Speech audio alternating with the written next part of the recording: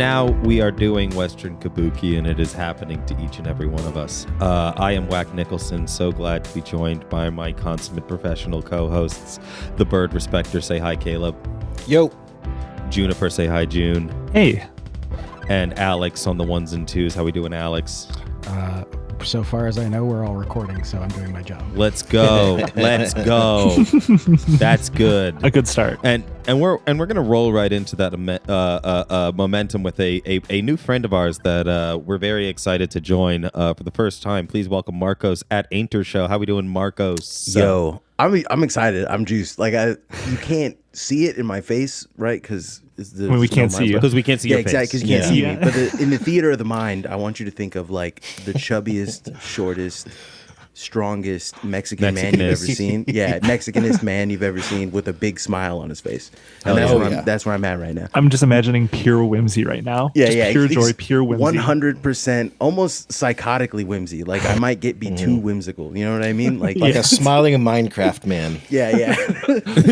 No, I was like juiced. I'm so juiced about this. You have no idea how juiced I am about it because it's my two favorite things, which is like cataloging insane people on Twitter, right? Yeah. While That's also right up your alley. While also being like with like some semi-sane people from Twitter. Do you know what I'm saying? Like this is the You're really mistaken there if you think any of us are regular. We're sane in the way that we don't become main characters for like a week straight because our takes are just that psychotic. Just we're one like day at a time for us over here at the WK Central. I crave the attention. You know what I mean? Like I would love to go viral. I would love for like I would love to be like the Mexican Farrakhan, you know what I mean? Like that's kind of my thing, right? I want like Tucker Carlson to be like, they're calling us Yakubians, right? Like that's what I want, right? We can workshop some of this stuff. We can make this happen.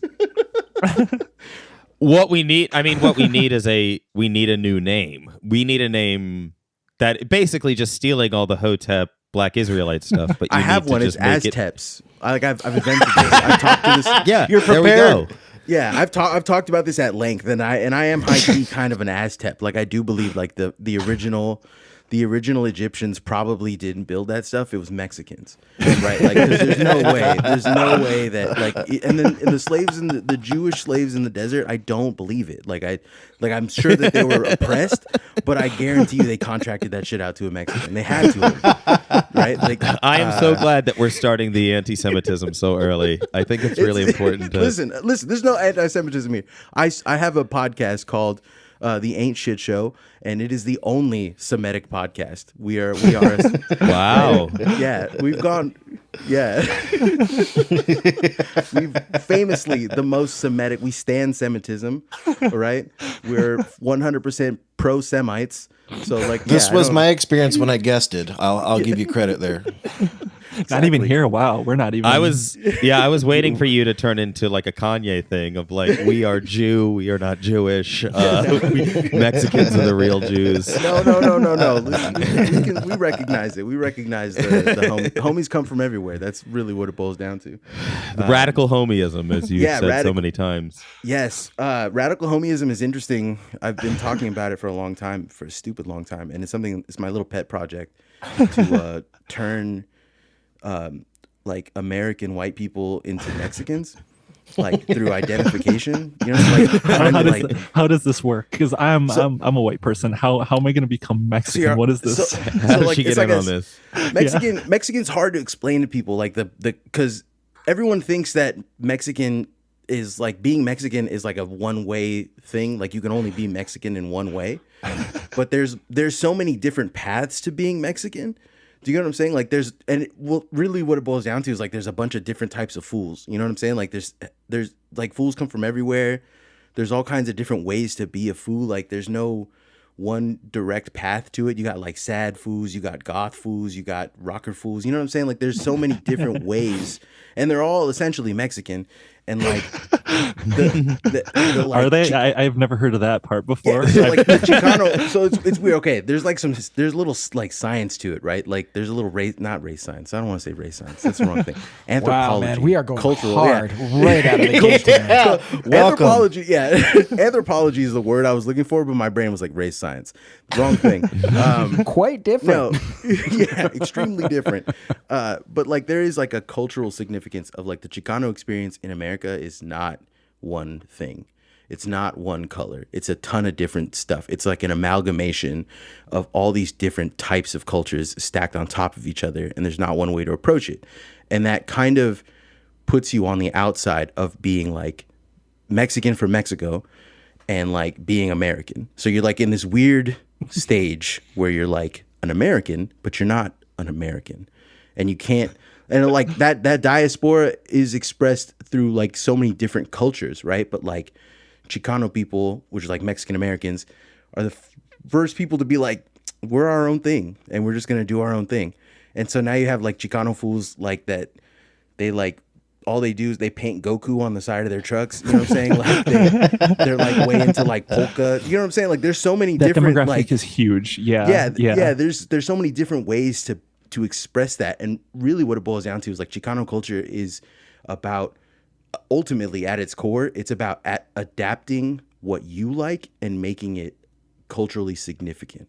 Mm-hmm. So no matter what you do, you approach this as a Chicano person. And so like the thing about whiteness is exclusionary. It's this idea, like especially like in the American vision of whiteness, it's exclusionary. It's like you can't be like this unless you do these specific things, right? You have to negate your culture in specific ways. Yeah, even white people weren't considered white. Certain kinds of white people weren't even white until recently. Italians, yeah, exactly. Notable Italians, yeah. Like I'll go as far to say like I'm from the Bay Area. I'm from like San Francisco, and I get like I've worked in places where there are Indian dudes who have called me the N-word, hard R, and they're darker than me.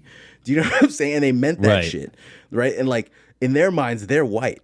That's it, like white does not necessarily mean it's a what I've always called like considered whiteness. It's like this. It's like what's the way around? I'm trying to think of the word without sounding like what a lot of people say about defining whiteness is that it's defined by what it's not. So whiteness is not a black person. Whiteness, it was not an Italian or an Irish person. Yeah. Well, so like interesting, like the black people, I talk about this all the time, like the black experience in America, right? Like blackness was placed upon like African American people. Yeah. Right. Yeah. Like their history was completely removed from them. There was no ability for them to trace back any kind of lineage or really like have any cultural touchstones or roots to like build some kind of like social place in America, because every time there was even an attempt at that, it was completely removed.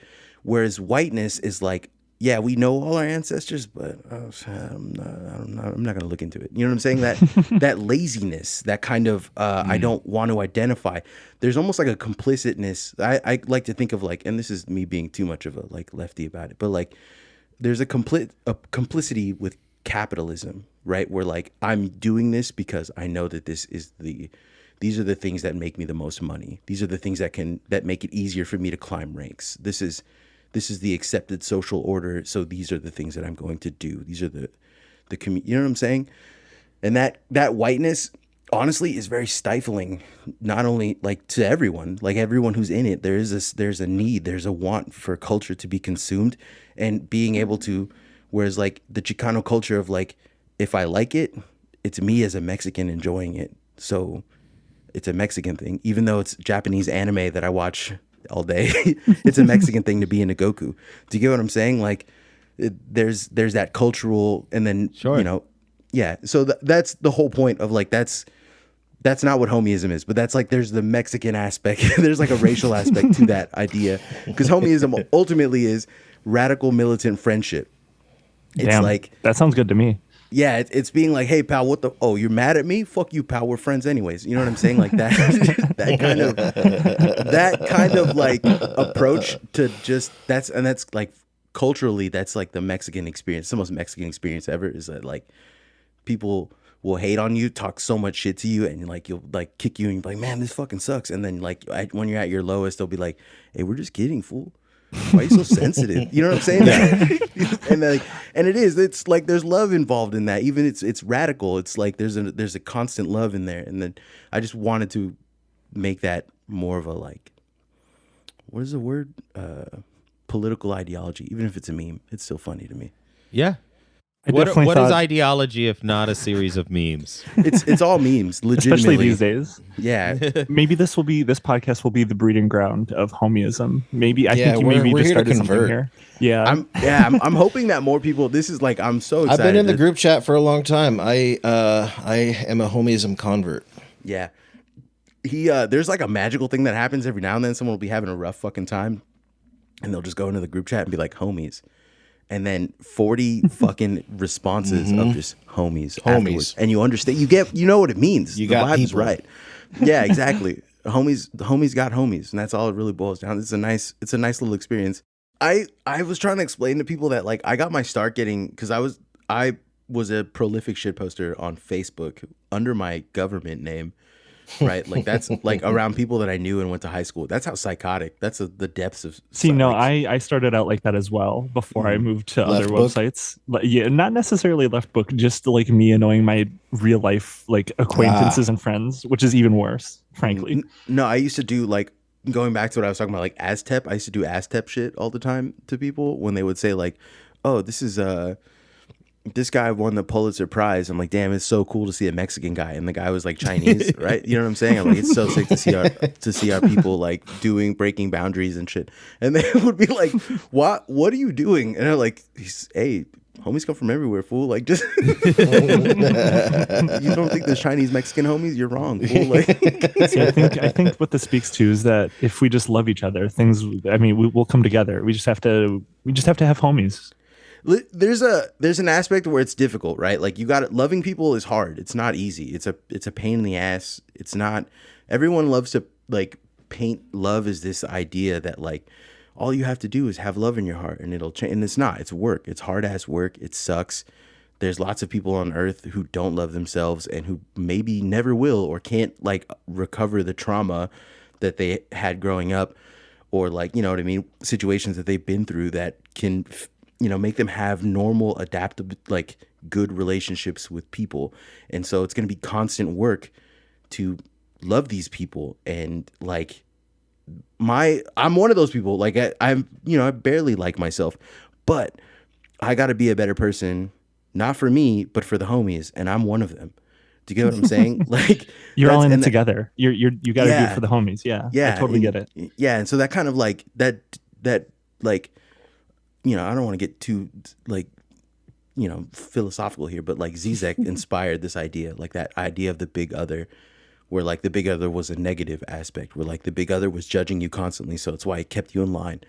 Where it's like, what if the big other was you? Like, what if the big other, you know what I mean? Like, what if you were part of that big other and you could see yourself in that and you wanted to participate and live up to the expectation that other people see you as, right? And that's what homieism, that's kind of like the birthing point or the jump off point for me of where like homieism came from. And then I started saying like, what's up, homie, to everyone. And then I don't know how it just started, but that's the long and short of it. Well, I respect it. That's beautiful, man. And I think it's really important to take some really kindness out of this earth before we really just shit on some of the worst people we can find. On the hard internet. left turn coming up. Yeah, hard. Yeah, because these next people are not our homies. no easy way to do Yeah. this, but this is the Q1 bracket. Now, y'all remember the bracket from a few months ago, and we had fun with the bracket, but we had some issues with the bracket. The guy was a big lib. He picked some tweets that were actually good. We are going to make those exact same mistakes, but we're going to do it ourselves this time. So if there's any bad tweets, it's all of our faults. You can blame us this time. We did this. Yeah. But there are no bad titles for the tweets because I wrote them all. So, so we have a collection of 16 tweets. Juniper, Caleb, and I, and Alex. Is that everybody? Yes. 4 of us each picked 4 so that we would have 16. We have brought Marcos on because he is a tweet connoisseur, and he will help us decide which of these should advance. Now, a couple of these we are all going to lean pretty hard on. And I think we're going to have to rip the Band-Aid off, and we are going to have to start very strong. And I think you guys know where we're going. We know her. We love her. Jennifer Pine herself, the Metaclit cadaver pussy phrenologist. I picked so many tweets for her. I picked so many tweets. I have a whole collage of tweets. There were so many. That story just kept going and going and going and getting worse. It was like a slow motion train wreck.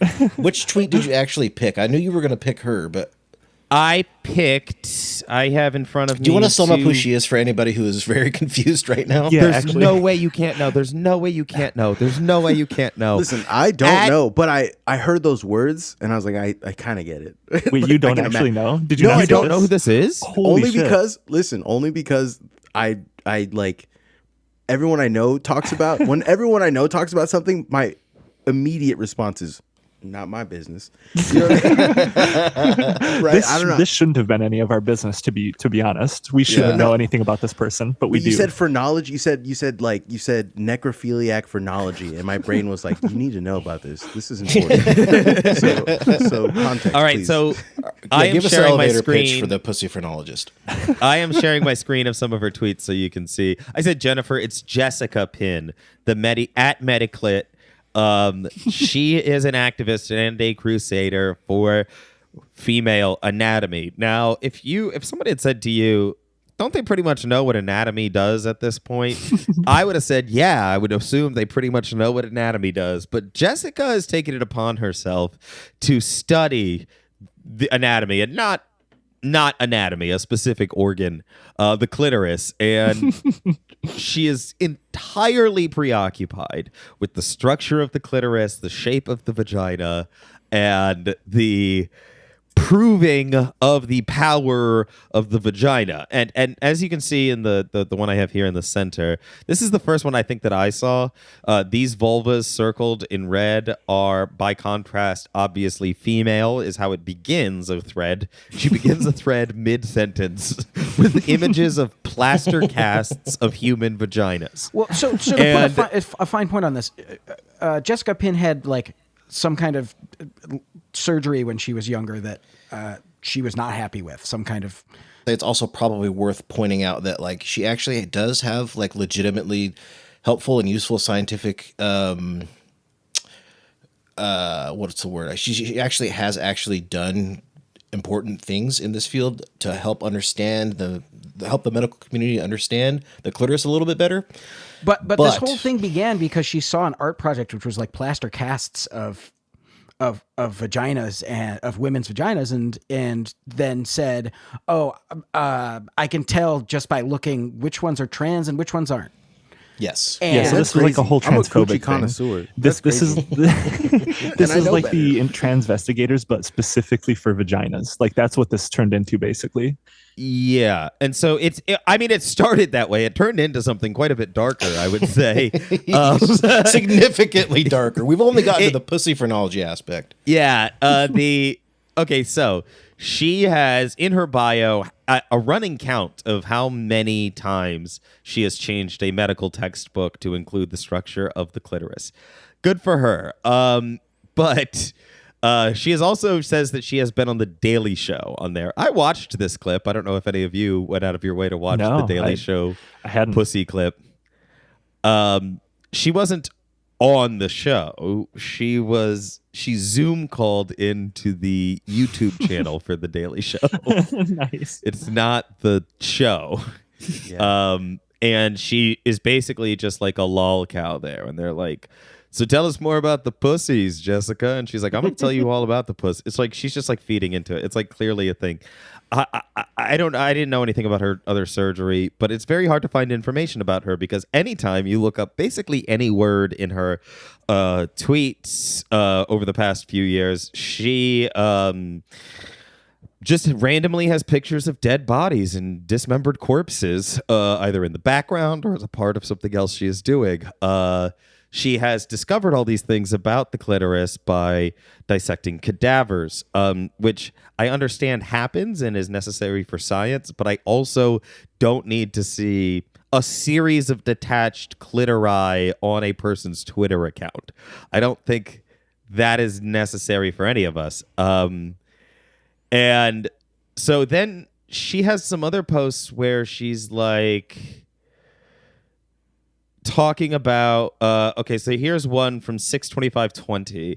With the first cadaver, I tried to stick my fingers in her vagina in order to assess relative location of the clitoral body, but then it got way too awkward because my dad was there, so I didn't try again. So she's posting about surreptitiously finger banging corpses. That's wild. That and listen, this is not the only time she has said she's done that. I'm not a certified doctor by any means, none. I'm not, but I've found clits with live people. You know what I'm saying? Like, there's a way to do it. You just gotta have a little riz, a little. You know what I'm saying? You hey, can I hook it up? Can you hook it up? I'm doing a study on coochies. You know what's good. That's all you have to do and say. I don't understand why. Jesus. Okay, Yeah. so that tweet she did about fingering a vagina in front of her dad, the one of those like anti-MAGA gimmick accounts quote tweeted it to make fun of her, and she said that everyone is freaking out about this is exactly why there has been so little research into the vulva in the first place. Taboo around female sexuality and the sexualization of women's bodies, even after they are dead, is a barrier to basic knowledge. Jessica, that's not what we're upset about. Yeah. we think Nobody's it's crazy. disagreeing with that at all. Nobody thinks that pussies should never be dissected. What we think is you need to stop tweeting about it and stop using emojis when you do. The monkey hiding its eyes, emojis, face. She's like so quirky about it. She'll emoji- say some of these things, and it's like, oh, I'm so quirky. It's like, it's kind of, I don't know. There's some weird vibes emoji, going on. that emoji like literally makes this from being like a funny tweet to like being a deeply dark tweet. You know what I'm saying? Right. It's like, oh, my dad just died, and then hit the 100 emoji. You know what I'm saying? Like, it's only a psychopath would think to do that, right? Yeah. Here's another one. G-spot is not a medical or anatomical term. It is just a name for a perceived sensation, so no one can decide what it is. I tried to finger one of our cadavers when no one was looking to figure out if it could be part of the clitoral body with the whisper emoji, with the little shh emoji. Oh my god. Jesus. So multiple times she has surreptitiously fingered corpses when she thought no one was looking. Oh my god! And I didn't even see. Did you guys see the @ Do you guys see the @ that she was replying to? Yeah, you're not a woman. Yeah. You're not a woman. Fucking insane. Oh my god. Yeah, because she has been called a TERF and stuff, and now she is playing the victim. Which I also have that tweet over here. I don't need to read all of her tweets. I did read all of her tweets, especially between March 25th and March 28th, because I swear to Christ, she tweeted no fewer than 3,000 times in that 3-day period. 1,000 tweets a day. Well, that was the amazing thing about her is if you responded to her, she would respond to you. Like she responded to every single thing that every single person basically said to her during that period. It was genuinely like you got to respect. Yeah, She just blocked me. Yeah, well, she also ended up blocking a lot of people, but before that, she would respond to a lot of people, and you got to respect that grind set. Like I don't even have the willpower to do that, but she's out there, she's grinding, she's a reply fiend, she's a courtesy like giver. That's the way to do it, though. Like that, I gotta respect the hustle, because like I had that hit tweet. It was like 81K, and I got like something like 12,000 comments, and I responded and riffed on every single one of them. Hell yeah. I spent 4 days doing it, but awesome. You know what I mean. You got to, because you're a small account. If you're finger banging mummies or whatever you're doing, you gotta have a bigger gimmick than that. That's not gonna sell it to these kids these days. You know what I'm saying? Yeah. She pushes it so far. She and I had a talk. She DM'd me. I forgot about that. Yeah, we're buds, me and her. I mean, the one thing that I think that you're forgetting that is very important is that she pointed out one vagina cast in particular plaster cast and said, "Oh, that's definitely a trans person." Yes. To which someone responded, "Hey, that looks a lot like my vagina." And then she went on a real tear of just saying to everyone who disagreed with her, "Send me a picture of your vagina." Yeah. I fucking forgot about that too. She asked a child. She asked a child for nudes. She. Yeah, it was a fucking insane like couple of days. There were a lot of instances of her basically sexually assaulting cis women, just being like, "Show me your pussy, show me your pussy, take it out if you're so fucking straight, show me your pussy right now." And it's like, yeah, insane. We're the crazy ones. We're the if she read Deleuze. If she read Deleuze, she probably wouldn't tweet like that anymore.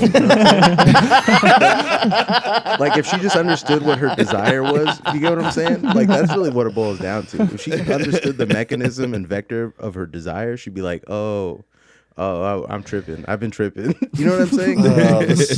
This episode is great. We're fucking all over the place. Yeah. All right. Well, we got her. What poor tweet is going up against this to start? It's really sad. And it is sad because it is a good one. This is not a 1 seed versus a 16 by any means. I randomized the matchups. Yeah, it's a good one. It was one of Alex's too. Sorry, Alex. But I titled it Hang Fentanyl Dealers. This is a long ass motherfucking thread from a woman named Michelle Tandler, who I was completely unaware of 48 hours ago. Yeah, but she rocks. She's from my neighborhood. she's a psychopath. She has exploded onto the scene. She's the least racist woman in tech and inside like what is it? In San Francisco. Yeah, from the Valley. Yeah, easy. So it's part of a thread. It starts out, imagine this scenario. It's 12:30 a.m. Your dog woke you up because it needs to go to the bathroom. You walk outside, sleepily shuffle down the street in your slippers. Suddenly, you spot a man half naked with a comforter draped over him stumbling out of the park towards you. What do? That's one tweet. That was me last night. And this is me most nights. At night, weird men who are clearly not mentally sound are wandering around my apartment. Now, this is like the ongoing narrative about how San Francisco's crime-ridden and there's all these unhoused people who are terrorizing the rich folks. This thread goes on and on and on and on. It keeps going and for maybe 10, 15 tweets. Then it segues hard to a few questions on my mind this morning. What changed that the men of San Francisco went from creating vigilante groups to being afraid to even tweet about crime? And then we hit the money piece of this equation. What would happen if a few meth dealers were publicly hung? Theoretically, there's a new tweet. Theoretically, if publicly hanging, say, 5 fentanyl dealers led to saving the lives of hundreds, is that morally reasonable? Why would most San Francisco residents view my question above as horrifying and immoral? What do other countries do with their fentanyl dealers? That is in the middle of a very, very long thread. She's not done.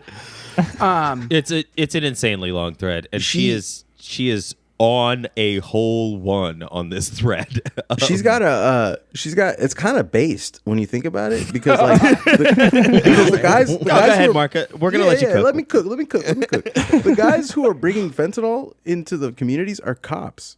So like that's kind of, you know what I'm saying? Like let her cook. You know what I mean? But wait, how could that be true? How could that be true? Did you guys see that? Did you guys see that fentanyl? Like they'll collapse. Cops can't be within a 2 or 3 mile radius of fentanyl. Yeah, they gotta play it up. It's like radiation. It's the red herring. They're like, oh no. Did you guys not see that the president of that police union in like Utah, who had it was in California. California. She shipped like 600 pounds of fentanyl over the course of like 20 years. What the fuck? Yeah. That happened. You know what? Like for real. I'm with Marcos. Michelle is based now. That's kind of based. Like I don't know. Maybe it's maybe that's how we. Michelle said 1312. Comrade Michelle. Yeah. So she did that and then went on a similar sort of unhinged defending spree where she was just like, I'm like, look, I was just asking questions. I don't really think people should be hung. But someone surfaced a TikTok of hers today that I was wondering if I could share with you guys. It doesn't have much to do with this, but it really informs my understanding of her as a person. And I was wondering if I could just share my screen here for a minute. Give me just a moment. It's so wonderful. Oh, you've seen it. Uh-huh. It says, can you guys you've see seen it? it. You've seen it. Oh, I have seen it. Oh my God, I just posted about it. Yeah. Okay. So It's completely insane. Okay. it was posted by someone named Eli Fresh, ELAI Fresh, and their tagline to it was, "Has Michelle Handler been kicked in the head by a mule or something?" And let's just watch and see what she has to say. Do you feel guilty about using cans of bubbly water to enjoy sparkling cold bubbly water? I do. All right, I'm going to show you the system I use that enables you to make delicious cold sparkling bubbly water out of tap One water. blink. Let's go. Oh boy. Yeah, she's really got The like a first step 10,000 is just to have some regular room temperature water on hand. I personally really like this filtered water, but you can also just use water from the tap. The second step is just to pour start with water from this filtered water into a jug that lives in the fridge. So It Here's looks the more. jug, refrigerate nice and cold, water ready is to what we've got become so far. bubbly water. I have that same jug. The next step is just to fill the SodaStream bottle with cold water. Then make it bubbly. Last step, bubble. Yummy.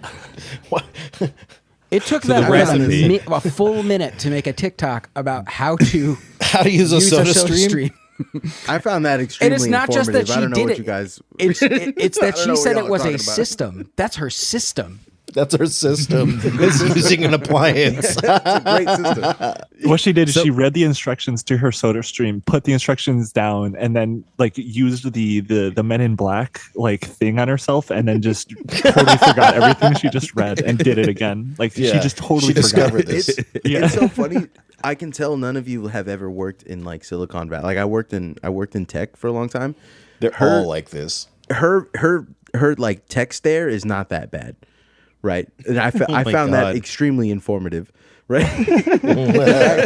The fact that she didn't come up with like a cup of coffee at the end is impressive because that shit happens all the time. You know what I mean? Like this is how you make bubbly water, and then they fuck up and it's now you have Diet Coke. That happens all the time. I do think it's She's important. disrupting and innovating. I do think it's important to say that she has both interned for Dianne Feinstein and worked at McKinsey for a year. So she's really let's fucking she's really go. going hard. Oh god, good- she is an amazing character, an amazing late comer to the first half or the first quarter of the year. Oh wow. Yeah, she is good. So her and Mediclit Lady are both really, I think, strong early openers. I think it's gonna have to go to Mediclit. I've already given her the point. If you guys are on the link there, but I do wanna point our gaze toward the next one. Unless you guys have anything else to say about either of these good tweets. Sad that Michelle had to go so early. That's just unfortunate. I know. Yeah, I think she could be back. We don't have any Bethany Mandel on here either. She will be back because she tweets like insanely racist things almost weekly. Like so Her story she'll- is not she'll over be on right the back. Western Yeah. Kabuki lore. Yeah, I think it's fair to say Mediclit definitely has that she's first not one. going Sadly, I anywhere. really wanted to see that one go further though. I was really hopeful for the Yeah. other one. Sorry about it. I will say just one thing because this is a deeply beloved media product that I plug whenever I can. The Disney Channel original television series Dave the Barbarian had one of my favorite jokes ever in it, and it reminded me of that woman's TikTok.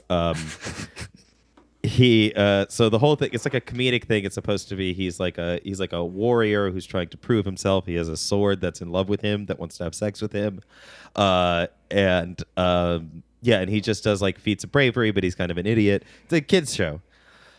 This is where I got my whole swag actually. So, From Dave the Barbarian, he rocks. High key. That's a good place. I was like, that's the guy to be. Yeah, and there's a line in there where he needs to make an announcement to like a village, and the announcer says because it has like a narrator, like a radio show announcer type of guy, and he says, using his quick wit and nothing but the supplies at hand, he made a megaphone using nothing except a squirrel, some string, and a megaphone. And then he produces a megaphone with a squirrel tied to the top of it. It rocks. It's a great joke. I'll have to check it out. Okay, so the next tweet here I have titled turn your dead wife into a chat bot. I also saw you guys titled this tweet as turn your dead loved ones into Siri, and I think somebody else said talk to the robot that is your sister or something. So we do have a pretty good, everybody included this tweet, including myself, which is funny because I didn't think it was like the strongest, you know? There's just something deeply sinister about this one. Yeah, the tweet itself is just banal, whatever, tech dipshit stuff. But then you start thinking about it. Like, it occupied some space in my mind, like off and on for a couple days now. I keep thinking about this tweet.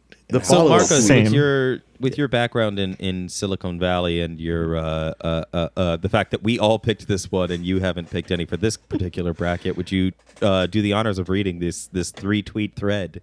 Yeah, let me pull it up real quick.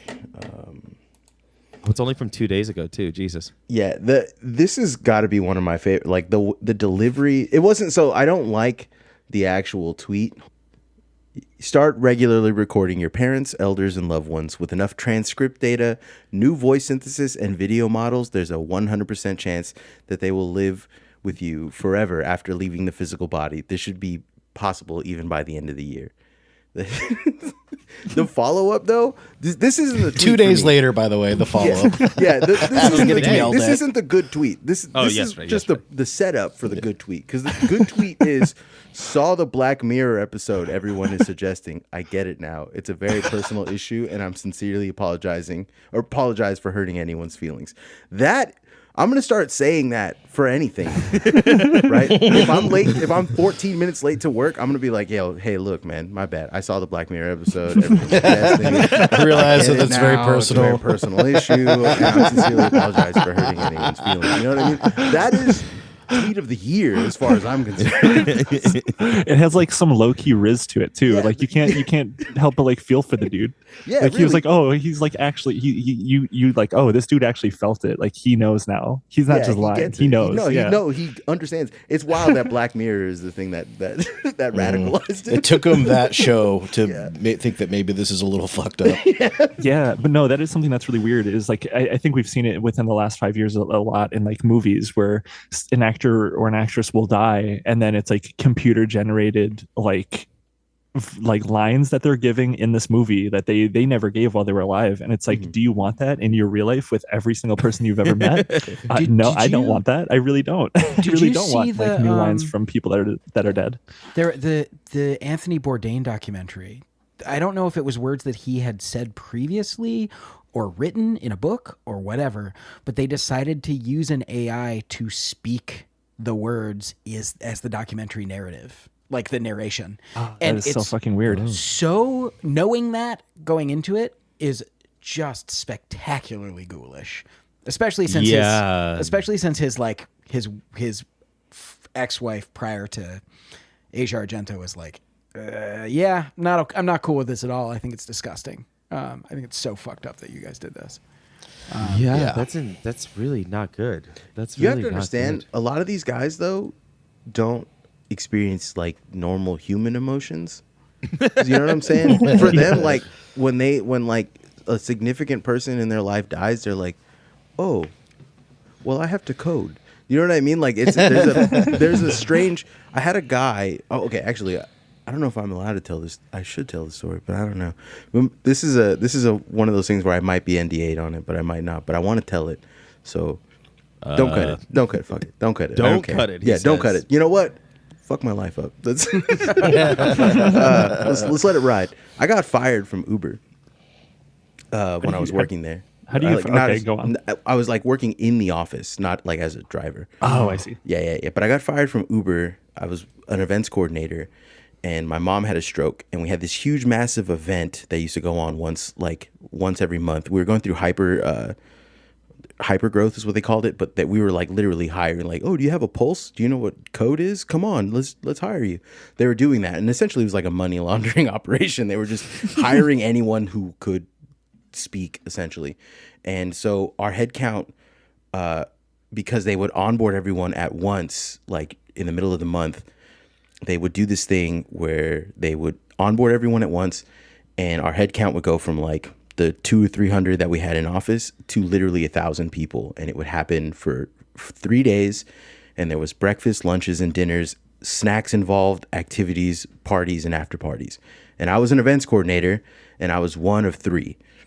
And like that is an insane thing that we did, but we did it. And my mom had a stroke at some point, and I literally had to take a month off of work because I had to like literally teach my mom how to like walk and like eat and deal with this. You know what I'm saying? Like a lot of stuff. Yeah. And so I called my HR. I called everybody. I let everyone know, hey, I can't come in like for the month. Like my mom had a stroke. Like I don't even know if I'm coming back, like in all honesty. And the HR lady said, take a leave of absence, call me in like a month. If you want to take longer than that, we'll get paperwork involved. And I said, okay, cool, perfect. That month they had that onboarding thing, and the people that they brought in, because my team also left because, you know, they didn't want to work with the new people that were like that they brought in, which was like some third party. They were a moving company. Like that's what they did. They moved things. They weren't usually you get like a temp agency. These guys were movers. They were they hired movers to do planning. It was insane. But they hired these guys. Everything was bad. My team decided, I don't want to do this, so we're just all going to take our vacation. So they took all their vacations and they all left, and they canceled that shit within like I think 4 hours. Right, the 3 days they canceled it, and they lost so much money. So much stuff happened but when I came back, there's a huge meeting.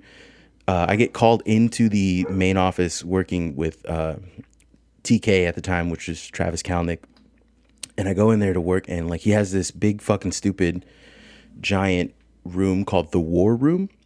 That's what they called it, and it like had like it had like a like real time every GPS ping for like an Uber on like this big like chart that was black and green, like super matrixy shit. And you know what I'm saying? Like for no reason. It looked like a vampire nightclub in there. It looked like Blade, but lame somehow. Vampire nightclub. Yeah, it was insane. Anyways, I go in there. I'm expecting to get chewed out because if everything failed, you know? So that's what I was expecting. I go in there and he sits me down with my bosses and the HR, and we're all sitting together, and he goes, I'm not going to say the word. He goes, but why did this thing fail? And I was like, well, I had to take a month off, man. My mom got sick, like, you know. And he goes, what was she sick with? And I said, she had a stroke, like a pretty bad one, like a pretty bad brain, like hemorrhage in her brain. So she couldn't walk and she couldn't like really talk, or I had to reteach her how to do all that stuff. That's where I've been for the last month. And then he goes, and he looked at the HR lady and he was like, did you approve this? And she was like, yeah, I approved it. And then management, she's like, and they're like, yeah, we approved it. And then he goes, did you leave any paperwork or anything like your processes? And I'm like, yeah, I left all that stuff down, and like, you know. And he goes, why did your team leave? And I was like, I don't know why my team left. Like that's between, I wasn't here to approve any of their stuff. So if they left, they left. That's not on me. And then he goes, you know, lots of people would kill to be in your position where you are right now, working for this kind of company, working for me. Jesus Christ. And he goes, wow. Lots of people would sacrifice everything. And he goes, I've sacrificed lots of things. I've sacrificed, you know, so much to be who I am today. And I interrupted him. Eat my ass, Travis Kalanick, you piece of shit. I interrupted him. You have and was not like, worked a single fucking day in your life, you goddamn. I interrupted fraud. him and was like, I'm not going to sacrifice my mom, you fucking cocksucker. Right? And like literally, I was like, I said, this meeting's over. Like, I don't want to. And I thought for sure that I was just going to get like suspended or something. But as I stand up and walk to my desk, before I even get out the door, 2 security guards have all of my shit in a box. And they're like, here you go. Oh, he just wanted to humiliate you. He was going to fire you no matter what. Yeah, no matter what was going to happen, I was going to get fired. But he like tried to do like some. He wanted to tell you like, "Hey man, fuck your mom on the way out." Man. Yeah, but I you know, I flipped it on him. But I legitimately got blacklisted. Like I couldn't work in tech for a long time. Holy shit! Just so you know, so Marcos, I'm back. I'm back on the blacklist. It's fine. I'm in a union job now. I sling beer for a living. I'm never going back. Right. just so you know, the National Labor Relations Board last month made it, or in February, I guess, made it illegal to be retaliated against for talking about stuff for this kind of violating NDAs. Oh, Yeah, for hell violating yeah. Oh, so we don't have to bleep out the fact that it was Uber? hell Fuck yeah. Uber. You're It's called safe. Uberversity. Suck my ass, you fucking cocksucker. Suck my dick from the back and my ass from the front, big dog. Like, I mean, I've read articles about TK. I know you can't help but break the habit. I noticed of calling him TK because he insists on it. it happens. Yeah, it's bad. Yeah. He is a world-class dirtbag piece of shit. Were you ever, I know we're supposed to be talking about tweets. Did you ever get to go into the jam pad? Yeah. No, are you kidding me? Are you fucking kidding me? I set the jam pad up. Wait, what's Dude, the jam fucking pad? jam pad. What is the jam pad? I've never heard of this before. It's just okay. There's two jam pads. The jam pad. There's like he wanted a whiteboard that updated from one area to the other, right? So it was like if someone wrote the N-word on one side of the jam pad, it would end up in his office. And like I set that up for him, and that happened, by the way. That was like the first thing that happened. Oh, when my I set it God. up, I was like, "Oh, I wonder what they're gonna write." The first thing that happened was one of the engineers wrote the N-word on it. I was like, "Sick, whatever, dude." Oh Tight. my God. Hell yeah, whatever. Classic person in tech moment. Yeah, classic tech moment. But the other jam pad that he used to have is like these little. He used to have like what he called jam sessions, right? Where like little hacks where he would take people to a bar, and he would essentially like be an asshole about it. And he would buy out a bar, but not in like, listen, not that anyone buying out a bar is cool, but every now and then, like people will throw events and stuff, and they'll have space, they'll clear people out. There's you know what I'm saying? He would show up with like 30 engineers at a really shitty bar that barely had table space for 12 people. And he would just fucking start flashing money around and big dick people into getting him. And then while they were there, they would sit there and code. Which was the lamest shit I'd ever heard in my life. It's insane. I was like, at least do coke. Like, at least be interesting. I want, you know what I'm saying? Like, this is worse, right? Like, yeah, it was ass. I worked in their facilities department for a long time, and then I worked my way out of it and into their events coordinating, where I was only there for a year, and then I got shit canned. But like, their facilities, all I ever fucking did was like clean out condoms and cocaine from the bathroom. That was my job. Jesus Christ. Oh my God. Yeah, I did that, and then every now and then, like like one of the fucking executives would say some wild shit, and I had to go and apologize for it, and that was the job. Like that was what I did. We need to destroy Uber. We got to stop this company. Yeah. Well, now they're boring. Now they do like crypto shit or something. That's last I heard. Everyone is like, cars is maybe not the move. What if we did crypto instead, right? Like, and that's kind of like where that's what last Great I over heard. there. Things are it's going really well at Uber these days. All right, we're going to keep this going. Next one is a Juniper tweet that she picked. I just put it on the screen. Juniper, if you would do us the honor of reading what I've titled Tally/Ban. Absolutely. So this is by Winnie Winthrop. Don't know who that is, but the tweet reads as, "The Taliban know exactly what a woman is without having to ask for preferred pronouns. Why do you think that is?" And I think this just goes into the theme of like this, like basically the whole last year, and a lot more recently too, of just like brainworm, like rot inducing transphobia. Just like people have been doing that drill tweet where it's like, you don't have to hand it to ISIS, but like everyone's handing all of this stuff to ISIS. It's like, how is this happening? How are people like becoming this, like just rotted? And today with like, I'm sure you guys have seen the whole Anna Kasparian thing. It's like once that takes root in your brain, once that transphobia just gets in there, it's just over for you. You just say the most insane shit. It feels like with those kind of transphobes that they are more likely to join ISIS than they are to have preferred pronouns. They are like, I can get a lot more on board with ISIS than I can with pronouns. Yeah, honestly, yeah, I genuinely believe you're probably right about that. This one isn't as funny as the other tweet, the chatbot one, but this kind of encapsulates a lot of just like that horrible type of tweet that we were seeing a lot lately. That is something that I was like looking out for was genres of tweet, because they are coalescing, especially the transphobes, because they all sound the same. They're so like repetitive and annoying. Horseshoe theory is real, but it only exists for like psychopaths. Did you see that? Did you see that there was a shooter? There was another mass shooting today. I've lost count, and some transphobe. I heard some transphobe posted, "Oh, look! I can't help but notice that he has his LinkedIn. He has pronouns on LinkedIn. This is like a national epidemic of violence by progressives." And then someone was like, "Hey, I just went to your profile, and LinkedIn does that for you. That guy did not put his pronouns in there. Your pronouns are in there too, bud." Yeah.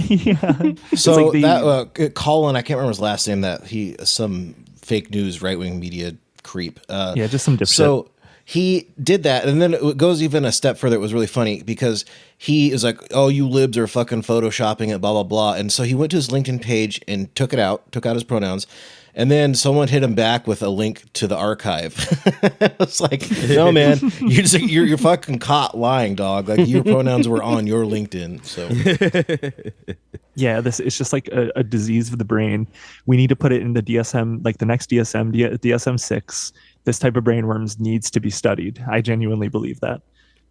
People are ruining their whole lives over it. Over transphobia, over just like bigotry, just fucking losing their shit. I mean, surely some version of this must have happened after the slaves got freed, but we have not seen it happen in our lifetime. Just like not like this. Not even this like like reactionary movement. And it's so crazy because it's like, how does this actually affect your day-to-day life? Like, I don't understand how you could be so mad about something that has like, it's like this abstraction that you've created in your mind to be upset about. Like, fucking go outside. This doesn't affect you at all. Go outside. Go outside. It's like you were saying to Matt Walsh earlier, Juniper, like Dylan Mulvaney. None of us had ever even fucking heard of Dylan Mulvaney. Is that her name, Dylan Mulvaney? Yeah. None of us had even heard of her until Matt Walsh started winking. He had to find something to get mad about. And now it's like all these terminally online fucking boomers are spending their dying golden years being pissed off on Twitter and Facebook over nothing. They're just shitting themselves over trans people. It's insane to watch. Yeah. It's like I'm finding out about trans people I've never even heard of through these people. It's crazy. It's wild. Yeah. It doesn't matter. I'm going to share my screen for the next tweet. Wait, did we determine which one? I figured we were going with the turn your wife into a chatbot. Yeah. Is that what we're doing? I'm cool with that. Is anybody against it? I'm good with that one. I'm good with it. Cool. So the next one is one I labeled train disaster homophobia. That's what I was going to say.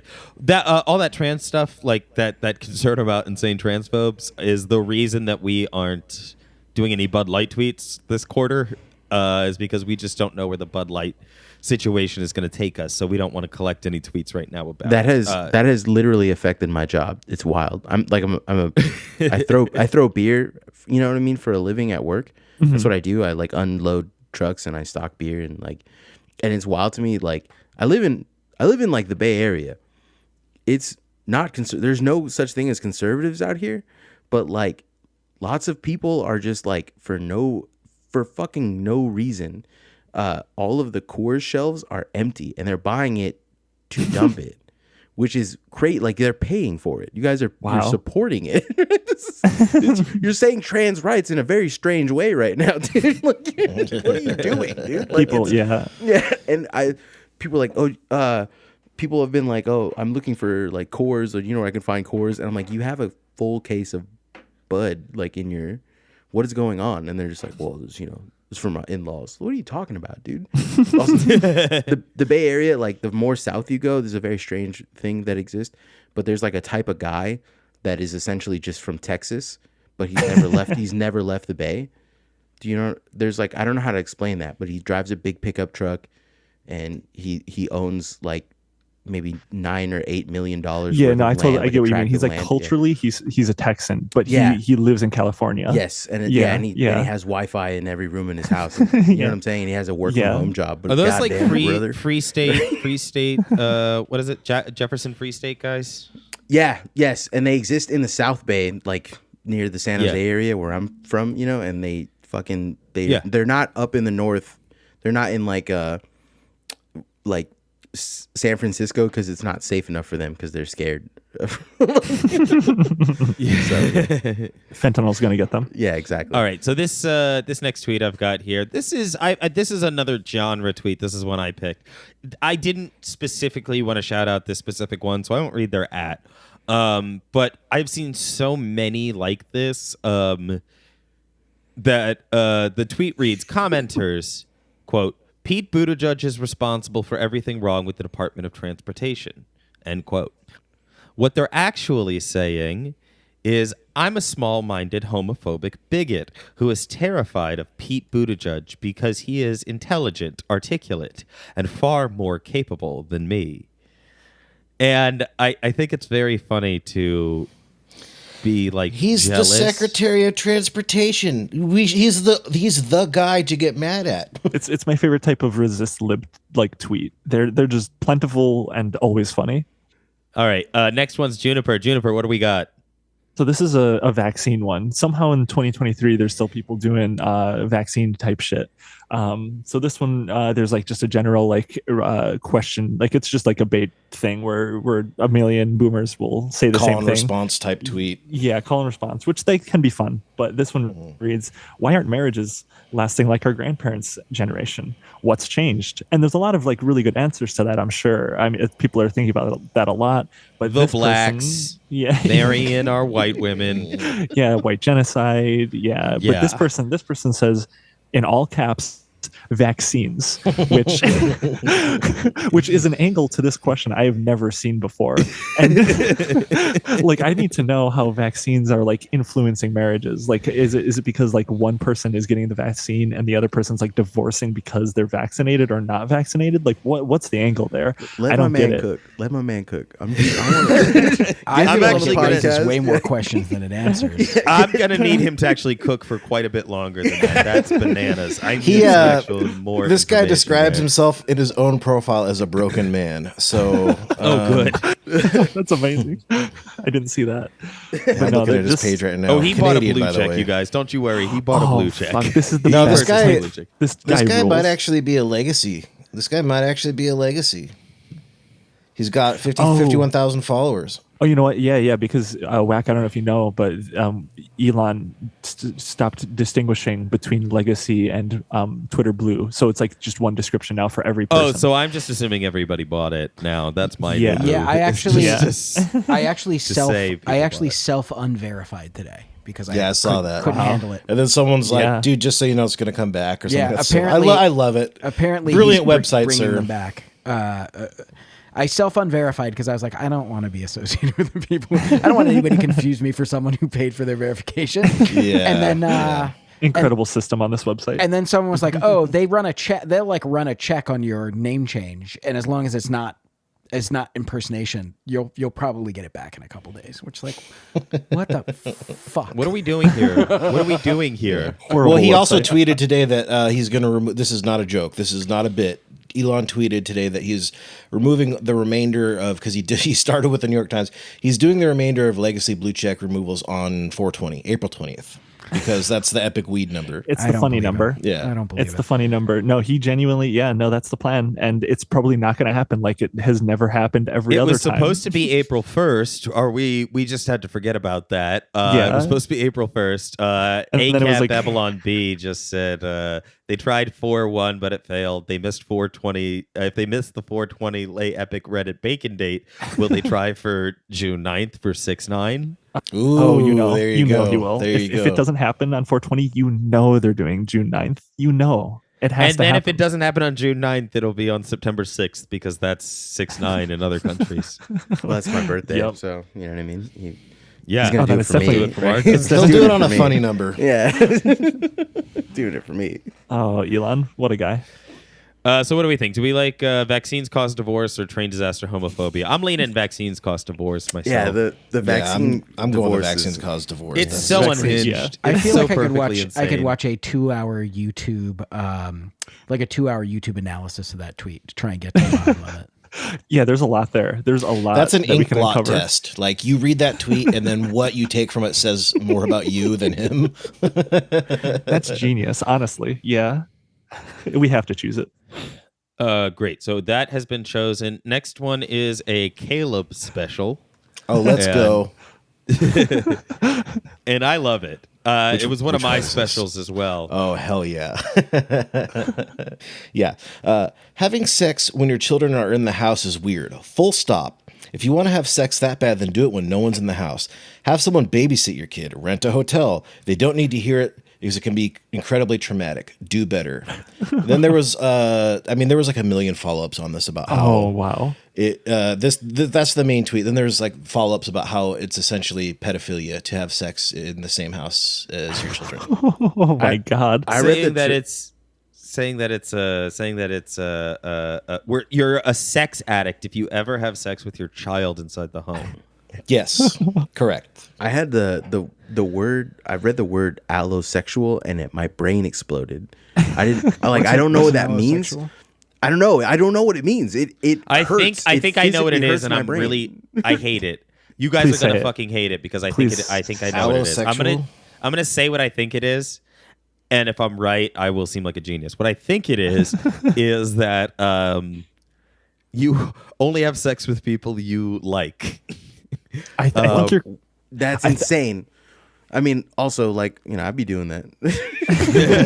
Low key same. That. Yeah, You know what damn. I guess we all are, huh? Yeah. Allosexual just means that it's the opposite of asexual. So it just means that you have sex or you desire to have sex. It just means you get horny. Yeah. This is the one I thought that you have that's sex crazy. Now I know why cis You have people are so mad about being called cis. That's just the default. This is our reactionary but it's the opposite turn right of now. asexual. So it's like, what did you say? This is going to split up the pod. Yeah, this is going to be our reactionary turn. We're going to be on Matt Walsh's show next. I can hear Tucker Carlson. They're calling us allosexuals. What does that mean? Yeah. More 11. What is going on? Right? It's just that asexual, the opposite of asexual is sexual. Yeah. We don't need a whole new other word. A is canceling something out already. No, let them have it. That's none of my that's none of my fucking business. You call yourself whatever it's you out want. there. The CIA, everyone thinks COINTELPRO kind of stopped, or is you know what I mean? Is targeting Black Lives Matter, which it is, but there's a more insidious aspect of where they're targeting Tumblr kids. Yeah. You know what I mean? I legitimately believe that. Yeah. They are. Yeah, And for sure. I listened to some weird, I think it was on a leftist podcast, but sometimes I delve into the dark arts of other podcasts. But somebody was talking about what psychological operations actually is like. If you are in the Army Rangers PSYOP division, what do you actually do? And a lot of what they do is just drive ice cream trucks through war zones in order to get the kids to not be mad at them. And the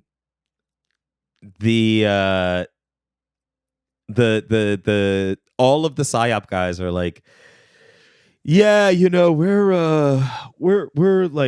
we're not what people say where we influence elections or whatever. We're not the CIA, but they don't influence American elections. The CIA does not influence American elections.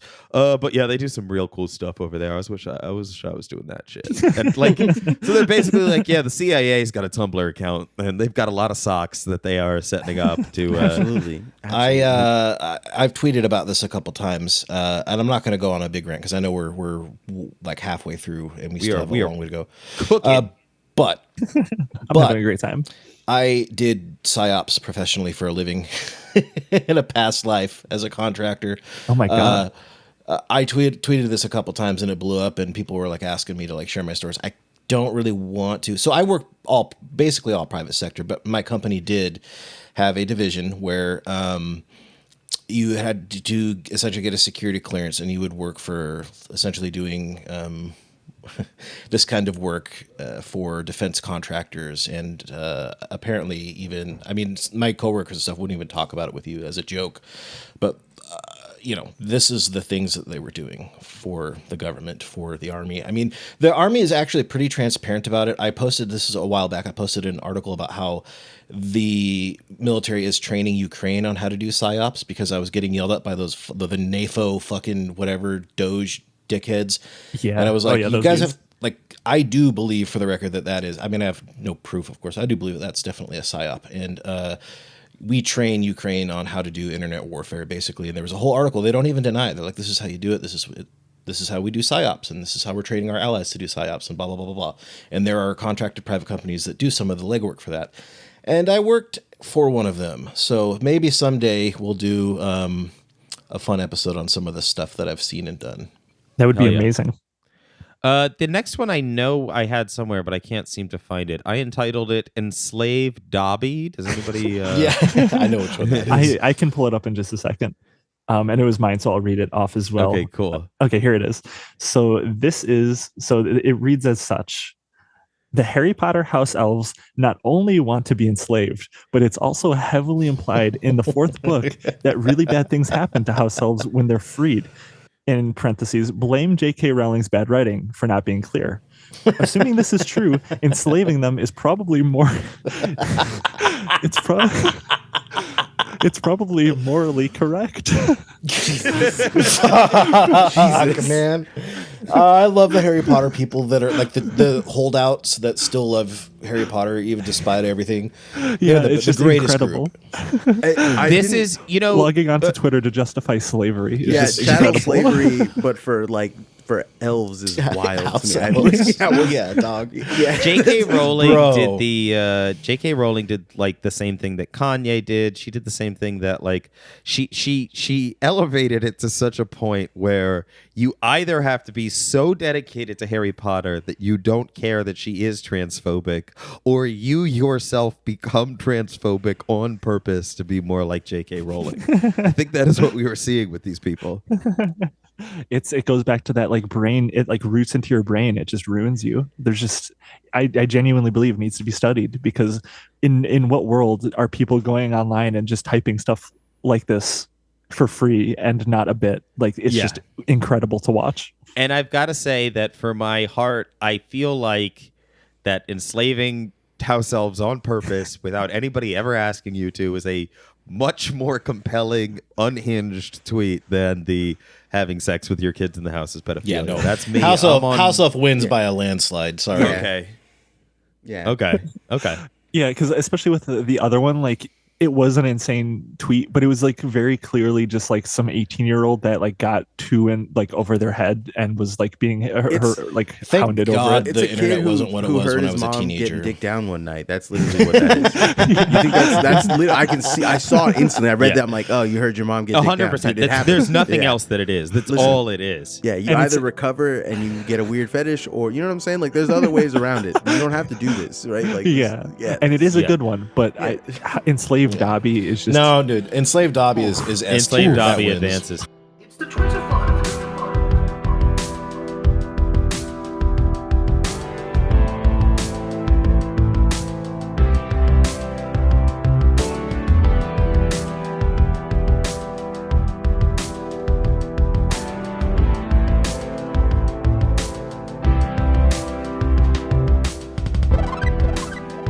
There are still 8 tweets to go, so if you want to hear those, and you want to hear the winner of the bracket, you're going to have to head on over to patreon.com/westernkabuki. All right, we'll see you there, or we'll see you next week. Thanks so much.